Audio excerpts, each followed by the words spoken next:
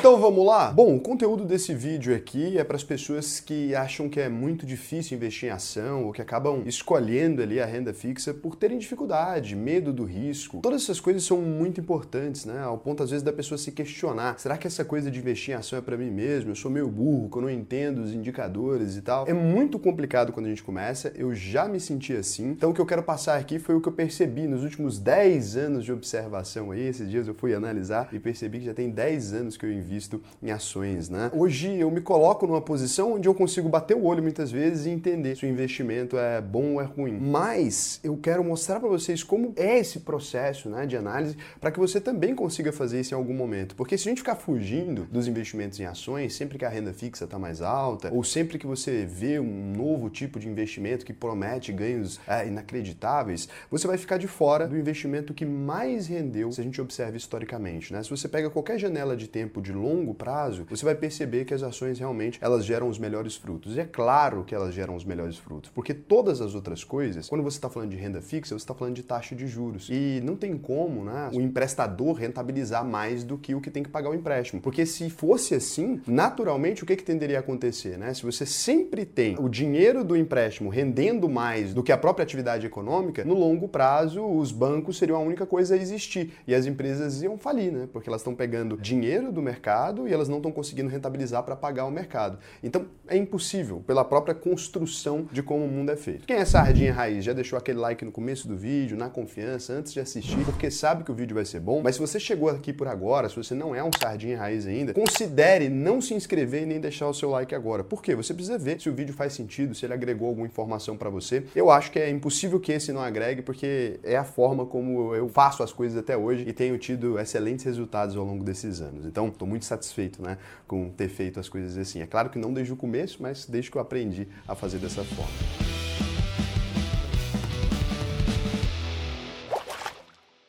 Então a dica número 1 que eu vou te dar é comece pelo setor, não tem outro jeito de você fazer, porque é assim que o investidor normalmente faz, você tá ali dando aquela navegada, você vai aqui, viu, Bradesco, aí ele começou a soltar aqueles relatórios bonitos, a empresa fala que tá lucrando rios de dinheiro, a gente vê que aquela empresa tem feito investimentos, então normalmente essas notícias, elas levam a gente a fazer uma análise daquela empresa específica, e você abre o RI da empresa, que é o Relações com os Investidores, para quem não sabe, é um site que toda empresa tem, você digita RI e o nome da empresa no Google, no Bing ou no seu buscador favorito e você vai perceber ali que vai cair num sitezinho todo bonito, com explicações sobre como aquela empresa funciona, de onde que ela veio, histórias dos fundadores, falando que a empresa está crescendo a passos largos. Esse RI, ele é uma espécie de marketing daquela empresa. E por que a empresa precisa fazer um marketing para os investidores, Raul? Se ela não ganha nada, né, com a negociação de ações entre os sócios. Normalmente, uma empresa, além dessa negociação secundária, ela costuma, vez ou outra, quando ela precisa de dinheiro, fazer uma oferta primária de ações. Se ela quiser de alguma forma então colocar dinheiro para dentro do caixa, para inaugurar um projeto novo, para alguma coisa, normalmente ela vai começar uma divulgação ali, falando das coisas boas que a empresa tem feito, porque no dia que ela falar, olha gente, a gente vai vender mais ações no mercado, mais investidores institucionais e pessoas físicas ali vão ter interesse, e pessoas físicas ou pessoa física?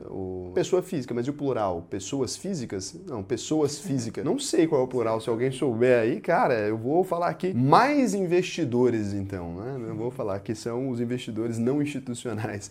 Eu tive dificuldade com esse plural aqui. Essas pessoas vão ter um interesse maior em entrar naquela empresa ali, nesse caso. E por isso eles costumam fazer então esse marketing. A gente pode acreditar em alguém que fala sobre o próprio produto, né? É difícil, a gente tem que saber separar também a opinião dos clientes sobre aquele produto, a gente tem que considerar outras opiniões e não só a opinião da própria empresa. Se eu tento te vender uma caneta dessa daqui, eu vou falar, essa é a caneta mais charmosa do mundo, é uma caneta especial e toda aquela coisa. Você sabe que pode ser que essa caneta realmente seja muito boa, você sabe quando você pega ela, escreve ou utiliza aquilo ali, ou você vê as pessoas que utilizam essa caneta falando, olha, durou 10 anos na minha mão uma caneta dessa, aí você sabe que aquele é um bom produto. Então o RI da empresa, ele nunca vai te dizer assim, ó, somos um horror, o pior banco do Brasil. Não existe, né? Não invista, não vai falar sempre coisas bonitas. E outra coisa é que, além da empresa destacar esses pontos fortes, honestidade do fundador e todas essas coisas, eles ainda enviam para todos os veículos de imprensa um mailing contendo as principais informações ali do que aconteceu na empresa. O que que acontece? Esses veículos de informação, eles fazem matérias ali, enaltecendo aquelas empresas. Aí você acessa uma informação às vezes e lá está escrito, olha, a empresa faturou tanto, tanto e tanto, e você fica muito comprometido com aquela empresa, né? Então quando você vai fazer uma análise, você está completamente enviesado, você está cheio de informações ali na cabeça, querendo comprar aquela empresa. E aqui é o erro dos investidores. Então essas informações podem ser verdade ou não. Nossa, Raul, então é praticamente uma manipulação que às vezes acontece. Olha, tem muitas vezes que não, a imprensa ali só fez uma matéria daquela empresa porque realmente é relevante para os investidores, é uma empresa que gera interesse, imagina, você vai falar de uma VEG ou de uma OIBR que tem 1 milhão de investidores, às vezes a imprensa não está colocando aquela notícia ali porque quer te manipular ou quer fazer você comprar de alguma forma aquela empresa ou porque recebeu algum dinheiro. Ela está colocando porque você dá o clique ali, aquela empresa te interessa. É uma notícia que gera mais interesse do que às vezes uma notícia negativa falando de alguma empresa, porque para os investidores a gente tem ali um viés, né, de enxergar mais o positivo. Você não lê tanto sobre empresas que deram errado. É natural. Me comenta aqui, quantas vezes você clica numa notícia a respeito de uma empresa quando é uma notícia muito ruim e quantas vezes você clica quando é uma notícia muito boa? Eu sei pelo giro da bolsa, por exemplo, que as notícias ruins, elas pegam os investidores daquela empresa. Então, se eu tiver uma notícia ruim sobre Banco Inter, eu coloco no título, os investidores daquela empresa, eles vão lá na hora. Agora, para quem está querendo investir, não. Essa pessoa, quando ela está buscando algo para investir, ela clica mais em notícias boas. Você é assim, Evander?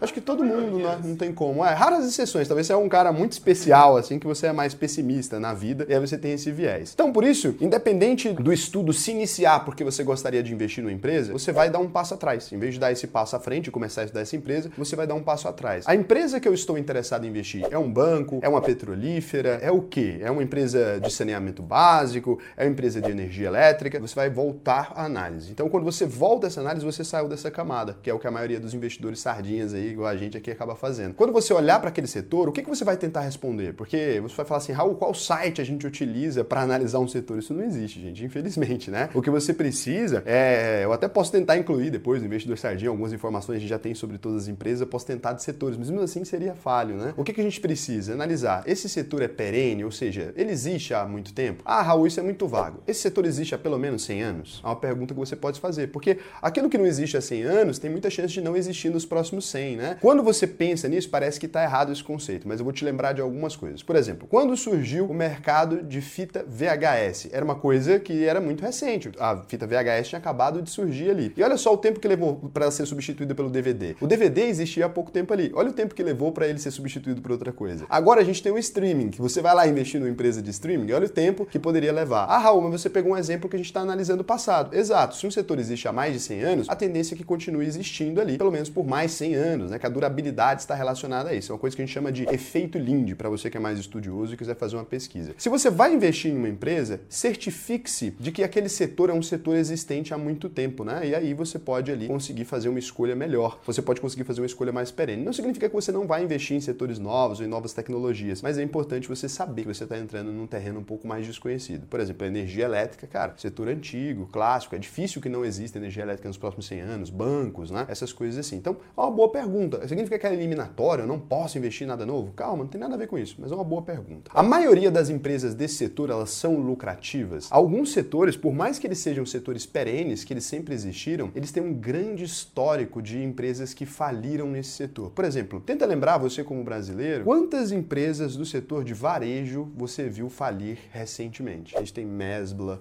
Ricardo Eletro, e assim, é uma troca muito grande. Repara o tanto que essas empresas têm dificuldade de se manter no setor de varejo por muito tempo. E é coisa que a gente não pensa. Por exemplo, você tem quantos anos de vida, Evander? 25. Olha o tanto de empresas que você já viu quebrar do setor de varejo. Agora, vamos para o setor aéreo. Quantas empresas você já viu sumir? Varig. Cara, todo ano quebra. A gente tem um mural no Wikipedia só das empresas aéreas que já existiram no Brasil. São mais de 56 empresas, acredito que hoje até mais, porque não está atualizado esse número, eu sempre falo ele, mas são mais de 56 empresas que tinham, quando eu olhei, que já tinham falido no Brasil. Você entende que, assim, quando a gente procura, né, por um setor e fala, olha, empresas que já faliram, isso não é um indicativo de que talvez esse setor ele seja um pouco complicado? Pode ser que não. Talvez você invista ali e faça sentido, mas não é bom pôr um pé atrás? A gente só lembra das maiores ali. Só lembra da coisa boa, né? E aí, outra coisa que a gente vai ver ali, esse setor tem grande dependência ou de incentivos estatais ou de regulação estatal. O que acontece aqui? Alguns setores, eles são muito sensíveis para a nossa vida. Por exemplo, eu quero abrir um hospital. Cara, não é qualquer pessoa que pode abrir um hospital ali. É uma coisa super complicada, a gente envolve a vida das pessoas. Precisa de ter um pouco mais de interferência, né? Imagina um hospital fazendo fraude ou coisa errada ali, a gente poderia ter um hospital matando pessoas. Então o governo costuma interferir mais nisso. A mesma coisa acontece com o setor aéreo. Olha a interferência que existe, né? Na cobrança de bagagem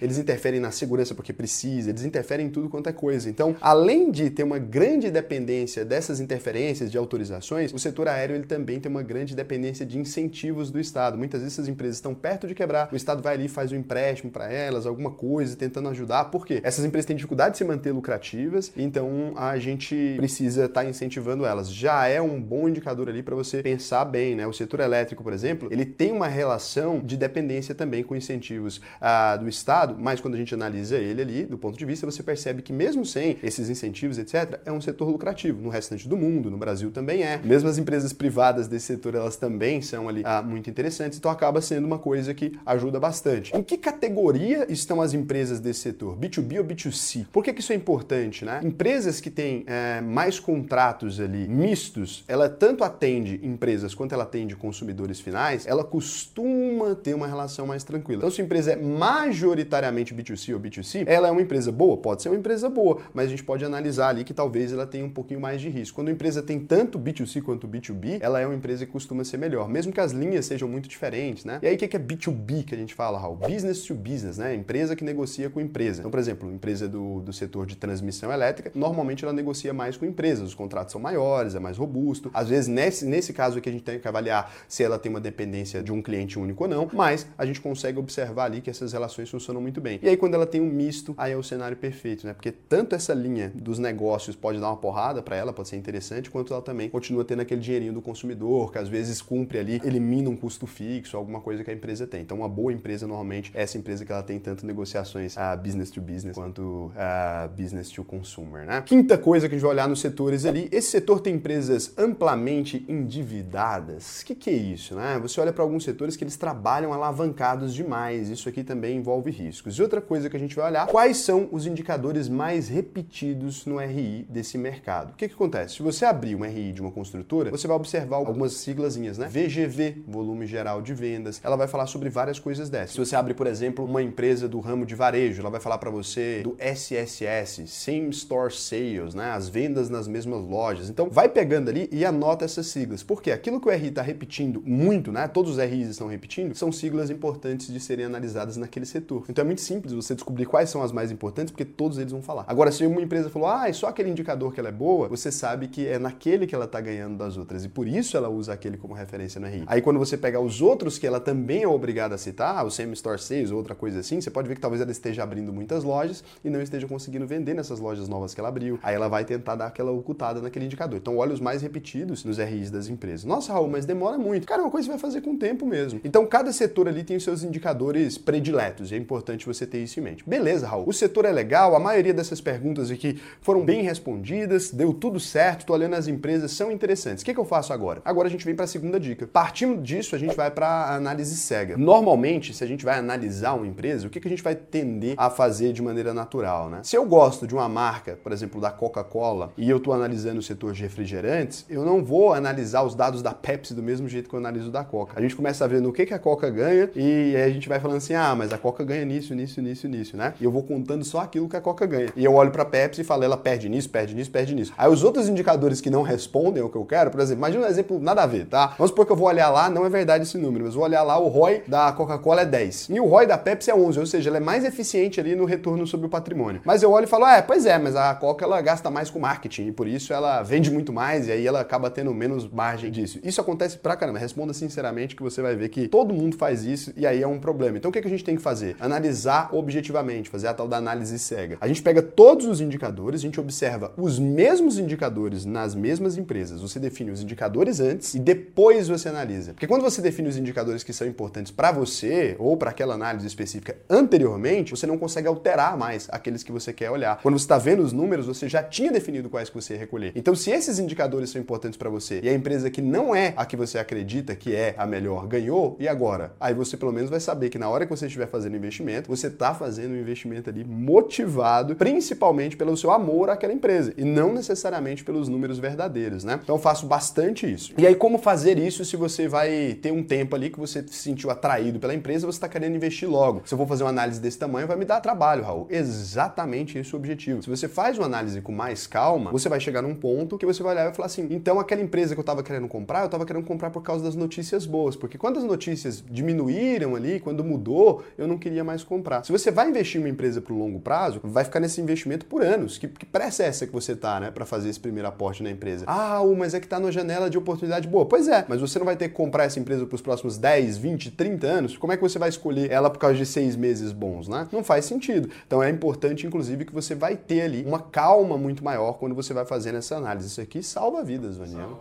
É o processo ali que a gente tem de fazer uma análise um pouco mais bem feita mesmo. Se você observar, eu fiz isso em várias empresas aqui no canal. Assiste o Giro da Bolsa, você vai observar a data em que eu falo que eu estou interessado em uma empresa. Repara, volta lá a M. Dias Branco, que entrou na carteira recentemente. Volta o Giro da Bolsa e tenta achar o relatório da M. Dias Branco. Você vai me ver responder lá, por exemplo, falar assim, olha, eu estou interessado nessa empresa aqui. Passaram-se, sei lá, 8 meses, 9 meses eu falando que eu estava interessado. Ou você observar também, leve, né? Porque eu queria mostrar isso para vocês, o quanto eu demoro para tomar esse processo de decisão. Então, olha lá atrás, você vai encontrar em 2020, eu falando em algumas empresas que eu estou interessado, você vai encontrar em 2021, empresas que entraram na carteira agora. E você fala, nossa, Raul, mas você demora demais, desse jeito você perde o bonde ali. Verifica se eu perdi realmente o bonde. Olha nos momentos em que eu consegui entrar nessas empresas depois. Então, é muito desse processo de ir fazendo devagar. Cara, eu deixo aqui aberta várias empresas que eu estou analisando. Para mim é uma coisa quando eu estou tranquilo, sei lá, vou dar uma olhada aqui, vou fazendo análise, vou anotando as coisas. Eu vou bem devagar nesse processo, eu não tenho pressa para fazer isso mais. E eu sei que é difícil porque eu sou muito ansioso, eu já tive pressa no começo, assim que eu queria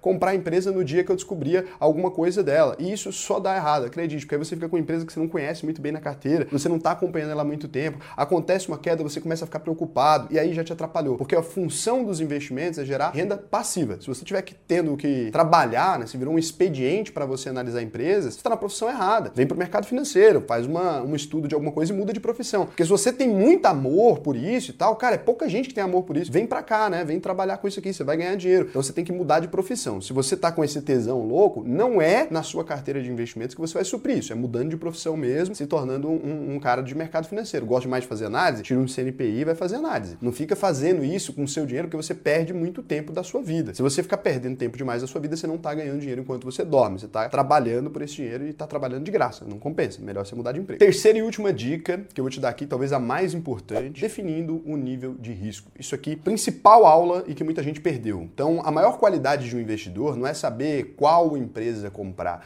é saber quanto comprar daquela empresa. E é aqui que a porca torce o rabo. Uma empresa ela pode ter um risco alto e ser um grande investimento para você. Não se você alocar a maior parte do seu capital, por exemplo, em empresas de risco. Um cara que investe em uma empresa de risco, se ela der certo, ele ganha muito dinheiro, se perder, ele não perde nada. Essa é uma coisa exemplar. Um cara que investe numa carteira totalmente arriscada, se todas elas derem errado, que é muito mais provável, já que essas empresas eram todas arriscadas, a gente tem um cara que perdeu tudo. Se uma dessas empresas só der certo, talvez não vai compensar aquele tanto de dinheiro que ele perdeu, né? Então, é muito importante fazer isso. Como é que normalmente a gente faz essa alocação aqui? A maioria dos investidores, né? Então, você tem aqui 10 ações. O cara tem Petri, Vale, VEG, Sinqia, BBAS aí, que é Banco do Brasil, Leve, que é Mali, a Viva, que é Vivara, EGE, que é ENGIE, né? A maior empresa do setor elétrico privada do Brasil, Fleury e o IBR3. Como é que é a divisão natural na cabeça das pessoas? O investidor iniciante, ele vem ali e faz o seguinte, olha, já sei, vou botar R$100 em casa. R$100 em Petrobras, R$100 em Vale, R$100 em VEG, R$100 em Sinqia, R$100 em BBAS3, R$100 em Leve, R$100 em Viva, R$100 em EGE, R$100 em Fleury, R$100 em IBR. O cara olha para isso aqui, fala a verdade, você que é muito iniciante, sua carteira tá parecida com isso. Pode admitir, sua carteira tá muito parecida com isso aqui. Eu sei que é assim. Então o cara vai lá e fala, totalizou R$1.000, estou diversificado,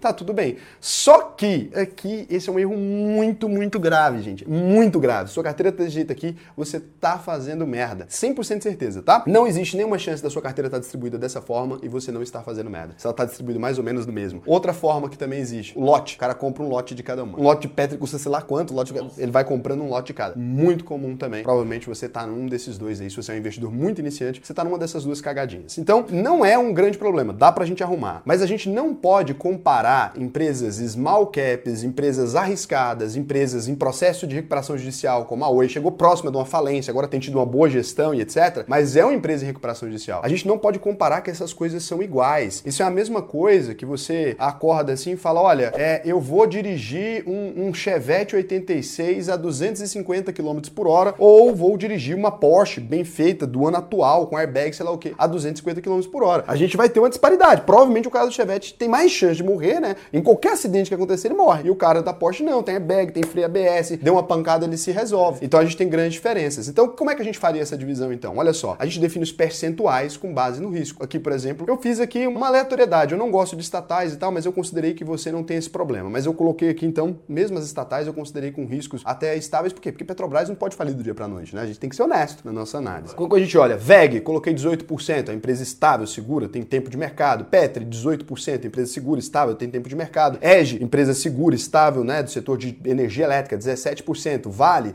12%, estável, grande, comoditizada, interessantíssima. Por que VEG e Vale coloquei com riscos diferentes aqui? A gente tem um setor muito mais estratégico para o país, como desenho, a Petri ali. A gente tem uma empresa muito estratégica também, que é a Vale, mas a Vale já não tem mais aquela intromissão estatal, o governo já não é obrigado mais a salvar a Vale do mesmo jeito. A Vale se envolve em riscos de quebra de barragem, outras coisas que são riscos não previsíveis ali, com mais frequência do que a Petrobras, que também se envolve, mas é menos arriscado. Aqui a gente tem o risco da Petrobras e da ingerência estatal, de alguém interferir nos preços, etc. Então a gente tem BBAS, que é o banco, né, com 12% também, ele já é uma empresa um pouco menor do que as outras, a gente tem que considerar esses fatores. A gente tem Leve com 5%, a gente tem Viva com 5%, que já são empresas muito menores que essas outras do primeiro tier, né? Então eu fui descendo com base no risco. Sinqia, por exemplo, cara, o cara que tem mais de 5, 6% do patrimônio dele em Sinqia é maluco, né? Uma empresa do setor de tecnologia, eu adoro tal, só que é uma empresa muito mais arriscada que existe há pouco tempo, trabalha com software, etc. Mesma coisa Vivara, né? Uma empresa com pouquíssimo tempo de IPO. A Leve também é uma empresa já mais antiga, já mais estabilizada, mas está em um setor mais complicado. Então aqui a gente vai considerando isso. Fleury ali com 5% também, setor de laboratório, uma coisa toda, empresa interessante, mas também é uma mid-cap ali. E o IBR3 está com o menor de todas as notas aqui, 3%, com R$30 só de investimento aqui. O cara vai investir os mesmos R$1.000, mas ele diminuiu demais a chance dele de perder dinheiro. E detalhe, como ele comprou essas empresas pequenininhas ali com um valor menor da carteira dele, que só caso tem um potencial muito maior de crescimento, pode ser que várias dessas deem certo e no futuro ele observe que esses R$50 viraram 600, viraram 2.000, viraram 3.000, sei lá quanto vai virar, num prazo de anos aí muito grande, né? Porque vai virando ali, ele vai continuar investindo, aquela coisa toda. Então, fazendo uma alocação com base em riscos e não em sonhos ou expectativas e delírios, a gente tem ali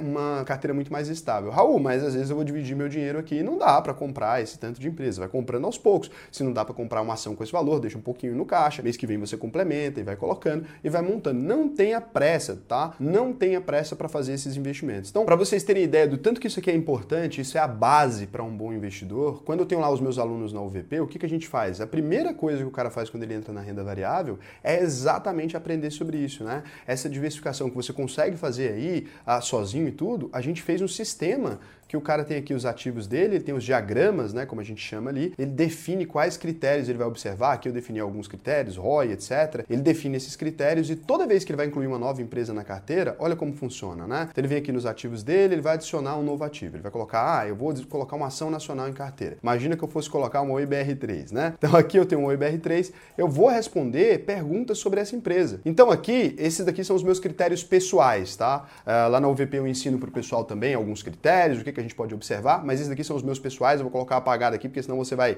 observar a mesma coisa sem saber o que está fazendo, vai fazer cagada aí. Então, aqui, por exemplo, esses dois dá para você entender. A dívida líquida é menor do que o lucro líquido dos últimos 12 meses, né? Eu respondo se sim ou se não. E quando eu responder isso aqui, algumas notas vão dar sim, algumas notas vão dar não. A gente tem ali, então, essa empresa com 5 pontos positivos e 10 pontos negativos, ela ficou com uma pontuação de -5. O que a carteira vai fazer? Ela vai falar, olha, isso aqui não é indicado você colocar o seu patrimônio. Ou, vamos supor que essa empresa fosse maravilhosa, né? Várias respostas dela aqui são positivas.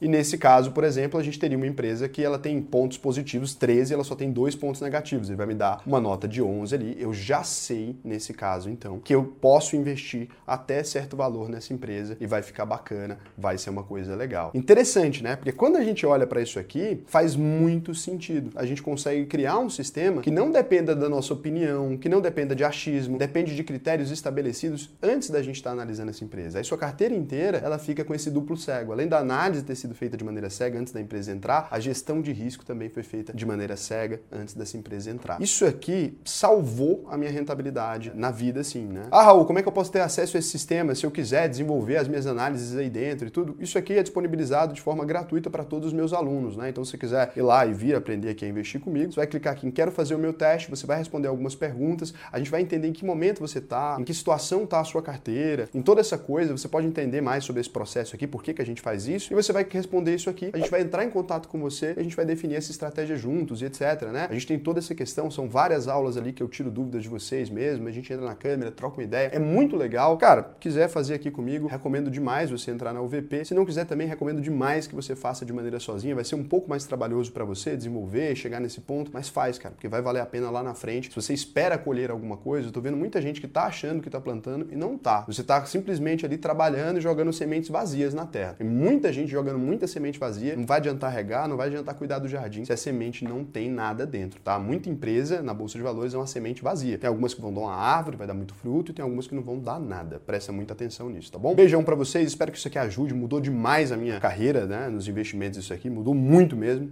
Até o próximo vídeo.